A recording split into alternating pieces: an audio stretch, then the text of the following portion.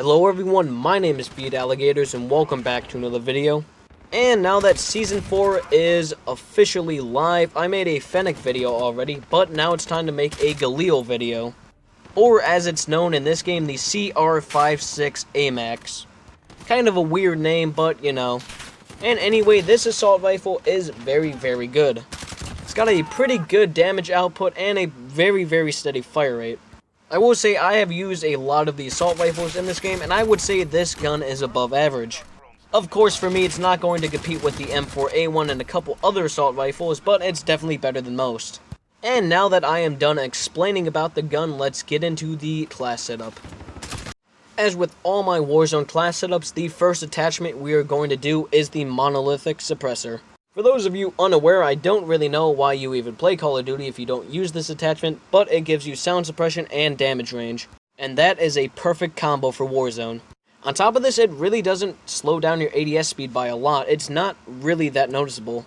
The next attachment is the XRK Zodiac barrel. This is essentially the heavy barrel of the gun. It gives you better damage range, bullet velocity, and some recoil control. And recoil control is very good for a longer range type assault rifle. I'm just going to be upfront and say it, this attachment slows down your ADS speed by a pretty good amount, but we can still combat that with other attachments. Now before I get into what sight we have on this gun, I would just like to say you can easily put the TAC laser on this gun. And so even though I have the stippled grip tape on this class, I actually would use the TAC laser more. But when I ended up recording this, I accidentally had on stippled instead of the TAC laser. But if you're one of those people who doesn't like the TAC laser because it gives you away a little bit, you can put on stippled grip tape.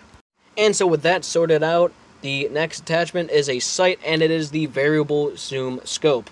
Now I put this on this gun because you can have a very long range and a decent range scope on this. Because it gives you a 3x scope and a 6.1x scope.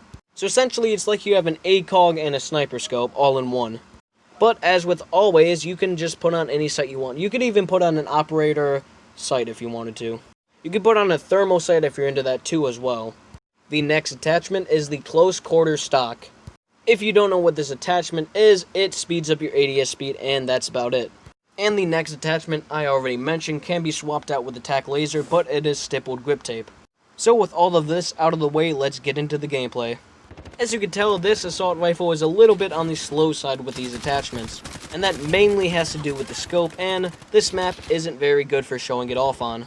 But as always, we should still mention the positives of the gun. It has a very steady fire rate and almost no recoil.